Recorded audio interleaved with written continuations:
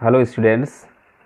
पंडित Motilal Nehru PG law college के सौजन्य से आज फिर मैं आपके सामने एक वीडियो लेके आया हूँ जो Muslim personal law family law first का ये आज लेक्चर होगा। और ये लेक्चर बीए एलएलबी 4 सेमेस्टर और एलएलबी 3 ईयर 2nd सेमेस्टर के छात्रों के लिए महत्वपूर्ण होगा। तो पर्सनल लॉ या फैमिली लॉ ये क्या होता है, इसके बारे में सबसे पहले आपसे डिस्कस करेंगे और इसके बाद फिर आगे चर्चा की शुरुआत करेंगे। हमारे देश में मुख्य रूप से 4 प्रकार के धर्म होते हैं: हिंदू, मुस्लिम, सिख और ईसाई। इन 4 धर्मों के अपने कुछ पर्सनल मैटर निपटाने के लिए, अपने कुछ व्यक्तिगत मामले निपटाने के लिए जो फैमिली मैटर कहलाते हैं, जैसे विवाह विच्छेद या आदि उत्तराधिकार सक्सेशंस वगैरह, ये उनके पर्सनल मैटर होते हैं। और ये सभी धर्म ये अपेक्षा करते हैं कि उनके ये पर्सनल मैटर उनके पर्सनल लॉ से ही निपटाए जाएं। तो इस प्रकार 4 प्रकार के मुख्य धर्मों के लिए 4 एक्ट वहाँ पर बने हुए हैं जो लॉ में प्रोविजंस करते हैं, और ये चारों धर्मों के जो पर्सनल मैटर हैं उनको निपटाने की कोशिश करते हैं। तो सबसे पहले जैसे हम बात करें हिंदू पर्सनल लॉ की, अगर हम बात करें तो हिंदू मैरिज एक्ट 1955, इस एक्ट के द्वारा उनके पर्सनल मैटर निपटाए जाते हैं। इसके पश्चात मुस्लिम पर्सनल लॉ की अगर बात करें तो शरीयत एक्ट 1937 प्रोविजंस करता है, और मुस्लिम के जो पर्सनल मैटर्स होते हैं, जो व्यक्तिगत मामले होते हैं, जो इनके पारिवारिक मामले होते हैं, उनको ये एक्ट सॉल्व करता है। इसके पश्चात क्रिश्चियन मैरिज एक्ट 1872 का प्रोविजंस भी है, और ये क्रिश्चियंस के जो पर्सनल मैटर होते हैं उनको सॉल्व करने की कोशिश करता है। और इसी प्रकार से एक एक्ट और है जो आनंद विवाह अधिनियम 1909 है, और ये जो सिख संप्रदाय है, सिख समुदाय के जो पर्सनल मैटर हैं उनको निपटाने की कोशिश करते हैं। तो मुख्य रूप से 2 प्रकार के लॉ होते हैं, एक जनरल लॉ, एक पर्सनल लॉ। तो जनरल लॉ वो लॉ कहलाते हैं जो सभी धर्मों पर समान रूप से लागू हो जाते हैं, जैसे Indian penal code, criminal procedure, transfer of property act, contract act etcetera. इसके अलावा जो उनके जो पर्सनल लॉ होते हैं वो केवल उनके पर्सनल जो धर्म है उस धर्म के पर्सनल मैटर को निपटाने के लिए ही वो एक्ट काम करते हैं।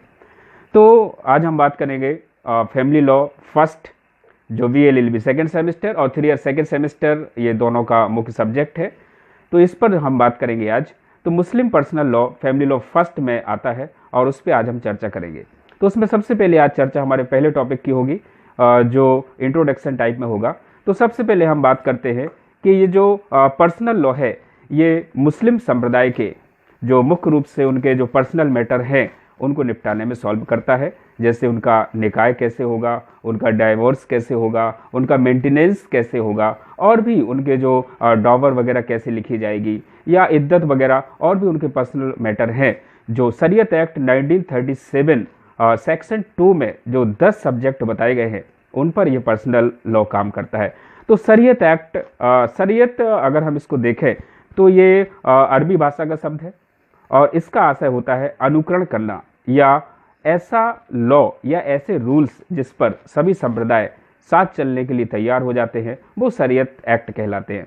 तो शरीयत एक्ट पर हम आगे बढ़ेंगे, और सबसे पहले टॉपिक में जो उसकी ओरिजिन है मुस्लिम संप्रदाय का, या मुस्लिम कौन है, काइंड्स ऑफ मुस्लिम, इन सब के बारे में आज हम आज के लेक्चर में बात करेंगे, जो एग्जाम की दृष्टि से भी महत्वपूर्ण है और भी कॉम्पिटिशन्स की दृष्टि से इसको महत्वपूर्ण देखा जाता है। तो सबसे पहले हम बात करेंगे हु इज़ मुस्लिम, मुस्लिम कौन है। इस्लाम धर्म को मानने वाले मुस्लिम कहलाते हैं। तो यहाँ पर बात होती है कि इस्लाम क्या है। इस्लाम एक्चुअली एक धातु है सलामा, और इस्लाम की उत्पत्ति इसी धातु से हुई है, जिसका सेंस होता है धैर्य रखना और अपने कर्तव्यों को पूरा करना, शांति बनाए रखना, ये सब और भी बहुत सारे इसके ऑब्जेक्ट होते हैं। ये इस्लाम जो सलामा धातु से मिलकर के बना है, इस इस्लाम का ये उद्देश्य होता है। इसके पश्चात हम बात करते हैं मुस्लिम लॉ क्या है। तो मुख्य रूप से 2 प्रकार के लॉ होते हैं, एक सिविल लॉ, एक क्रिमिनल लॉ।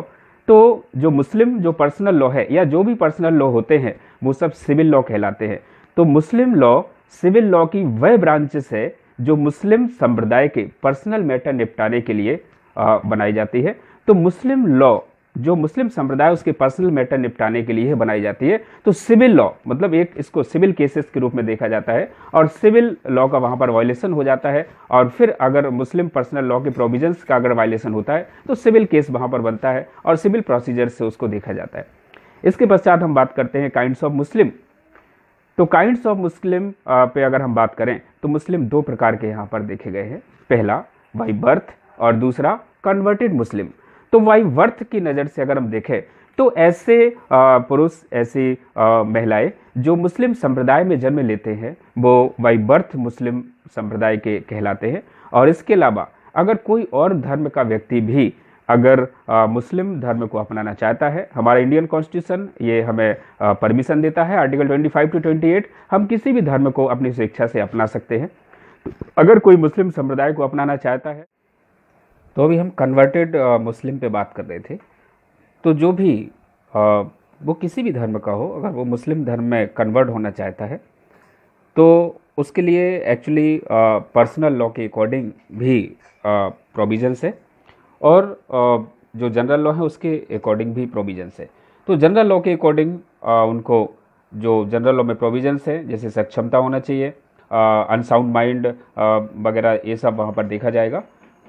तो जनरल लॉ के प्रोविजंस वहाँ पर लागू होंगे। लेकिन अगर कोई मुस्लिम अकॉर्डिंग टू शरीयत एक्ट अगर वो मुस्लिम संप्रदाय में शामिल होना चाहता है तो उनको मस्जिद में जाकर के काजी के सामने, काजी महोदय के सामने उनको एक कलमा पढ़ना पड़ता है, ला इलाह इल्लल अल्लाह मुहम्मदुर रसूल अल्लाह।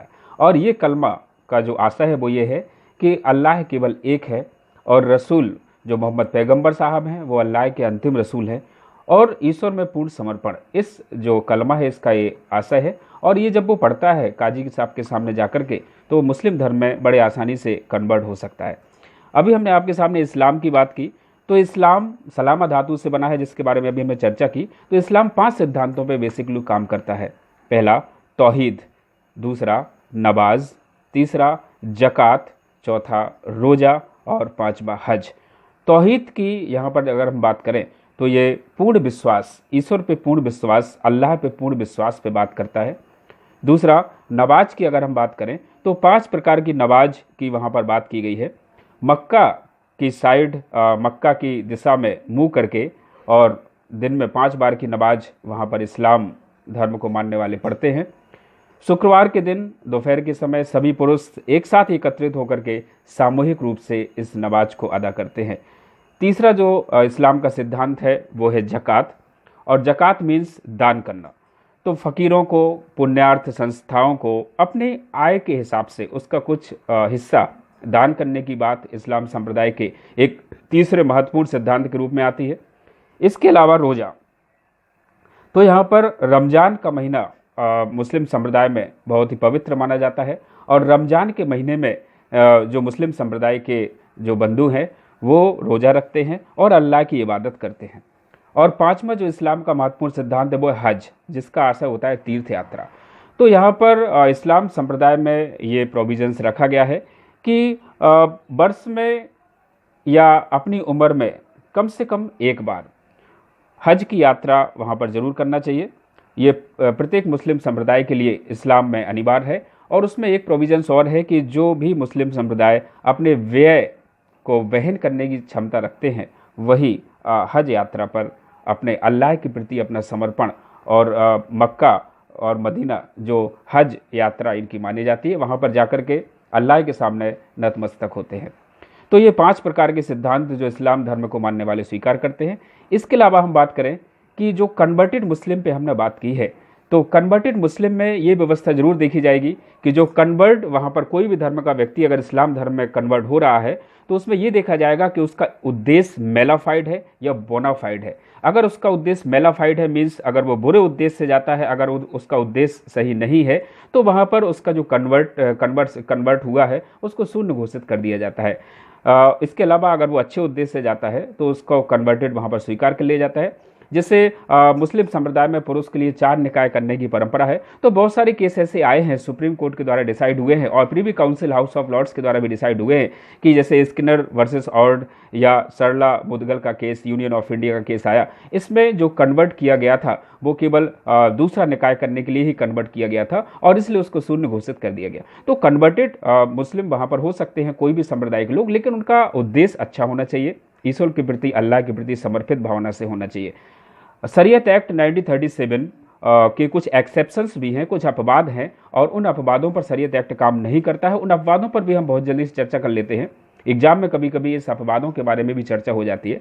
तो एक्सेप्शंस में अगर हम देखें तो एक्सेप्शंस, सबसे पहला अपवाद अगर हम देखें तो बाल विवाह प्रतिषेध अधिनियम 2006 के अकॉर्डिंग, बाल विवाह प्रतिषेध अधिनियम एक जनरल लॉ है और इस जनरल लॉ सभी धर्मों पर समान रूप से लागू होता है। मुस्लिम पर्सनल लॉ में जो उनकी विवाह की आयु होती है या उनकी यौवनावस्था की उम्र होती है वो 15 साल निर्धारित की गई है, लेकिन बाल विवाह प्रतिषेध अधिनियम ये निर्धारित करता है कि जो विवाह की उम्र है वो 18 साल गर्ल्स के लिए और 21 साल बॉयज़ के लिए होना चाहिए। तो अगर इसके पहले अगर वो निकाय किया जाता है तो ये इस एक्ट के अकॉर्डिंग उसको रोका जा सकता है, ये उसका अपवाद में आ जाता है। इसके अलावा मुस्लिम पर्सनल लॉ में मेंटेनेंस, जो भरण पोषण है, उसकी व्यवस्था की गई है, लेकिन CRPC 1973 ये भी मुस्लिम संप्रदाय को, जो महिलाएं हैं उनको मेंटेनेंस की व्यवस्था वहां पर करती हैं। तो वहां पर अगर कोई मुस्लिम महिला चाहे तो वो CRPC के अकॉर्डिंग भी मेंटेनेंस की बात कर सकती है और अपने पर्सनल लॉ से इतर हट करके CRPC से भी मेंटेनेंस ले सकती है। इसके अलावा एक एक्ट और भी है, स्पेशल मैरिज एक्ट 1954, विशेष विवाह अधिनियम 1954, और इसके अकॉर्डिंग अगर वो मुस्लिम है और वो अगर अपने संप्रदाय से निकाह नहीं करना चाहता है तो विशेष विवाह अधिनियम 1954 से उसको कोर्ट मैरिज करने की परमिशन दी जाती है और शरीयत एक्ट के प्रोविजंस उस पर लागू नहीं होते हैं। तो लेकिन जो स्पेशल मैरिज एक्ट 1954 से जो निकाह किया जाता है या जो विवाह किया जाता है, किसी भी संप्रदाय के लोग इससे कर सकते हैं, कोर्ट मैरिज जिसको हम कहते हैं, और उनके ऊपर फिर वो पर्सनल लॉ के जो आगे के रूल्स रेगुलेशन है वो लागू नहीं होंगे और उनके जो सक्सेशंस एक्ट 1925 है या जो और भी उनके एक्ट हैं वो वहाँ पर उस पर लागू हो जाएंगे, लेकिन पर्सनल लॉ के अकॉर्डिंग फिर उनकी जो आगे की और व्यवस्थाएं हैं, जो आगे के प्रोविजंस हैं वो फॉलो नहीं कर सकते। तो आज हमने इस first topic origin of Muslim और मुस्लिम संप्रदाय, इस्लाम के बारे में हमने बात की, काइंड्स के बारे में बात की, हु इज़ मुस्लिम के बारे में बात की, मुस्लिम लॉ क्या है इसके बारे में बात की, इसके एक्सेप्शंस की बात की। तो आज पहला वीडियो यहीं पे समाप्त करते हैं और आगे कल हम दूसरा वीडियो लेके आएंगे, सोर्सेस ऑफ मुस्लिम लॉ। जब तक स्वस्थ रहिए, खुश रहिए और लॉकडाउन के नियम का पालन करिए। थैंक्स।